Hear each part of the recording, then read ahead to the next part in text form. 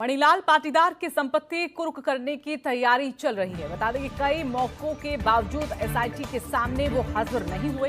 पाटीदार के खिलाफ एनबीडब्ल्यू को लेकर कुर्की की तैयारी की जा रही है। पाटीदार की संपत्तियों का पता लगाने में फिलहाल पुलिस जुटी हुई है। तो अहमदाबाद में पाटीदार के नाम पर चाय की दुकान है और दुकान की कमाई का आधा हिस्सा पाटीदार को मिलता है। महुबा के कारोबारी की मौत के मामले में आरोपी है पाटीदार और कई मामलों में बुलाया गया, लेकिन हाजिर न होने के चलते अब कार्रवाई यहां पर पाटीदार के खिलाफ होती हुई नजर आ रही है। पाटीदार के खिलाफ एनबीडब्ल्यू लेकर कुर्की की तैयारी कर रहा है। मणिलाल पाटीदार की संपत्ति अब कुर्क करने की तैयारी है।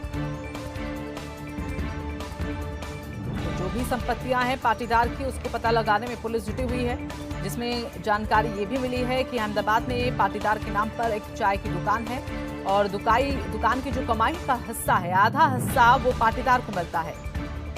और संदीप खेर हमारे साथ हमारे सहयोगी जुड़ गए हैं।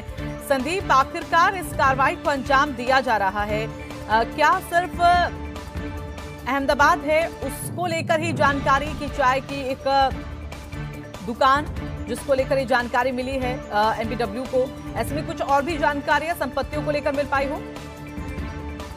तो देखिए ऋतु, आपको बता दें कि जिस तरह से कह सकते हैं कि जब से ये मामला उठा था तब से ही कहीं ना कहीं से इन पे लगातार निगरानी रखी जा रही थी और साफ तौर पे देखिए एसआईटी ने इनको अपनी बात रखने का मौका भी दिया था, पर ना तो ये हाजिर हुए और ना ही ये सरेंडर हुए हैं। और जिसके बाद आपको बता दें कि इनके खिलाफ जो गैर जमानती वारंट लेकर कुर्की की तैयारी कर ली गई है। लेकिन इस दौरान जो एक देखिए व्यवहारिक रूप से दिक्कत आ सकती है वो ये है कि गुजरात के अहमदाबाद में इनकी संपत्ति है, वो वहां पर जैसे चाय की दुकानें हैं या फिर होटल है, इसको लेके कुर्क करने की बात करी जा रही है। हालांकि स्टेट अलग होते नजराते कह सकते हैं कि पुलिस को कुछ ऐसी दिक्कतों का सामना करना पड़ सकता है।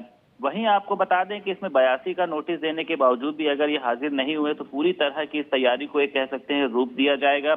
मजिस्ट्रेट को निर्धारित रूप में आदेश देने पड़ेंगे। जिस तरह से देखिए सितंबर में कह सकते हैं कि एसपी मणिलाल पाटीदार पर खनन व्यवसायी इंद्रकांत त्रिपाठी से भ्रष्टाचार और रिश्वतखोरी के गंभीर आरोप लगाए रहे थे। उसके बाद उन्होंने साफ तौर पे कहा था कि मुझको पाटीदार से जान का खतरा भी बताया था और 2 दिन बाद संदिग्ध परिस्थितियों में इंद्रकांत की गोली लगने के बाद 5 दिन के बाद मौत हो गई थी।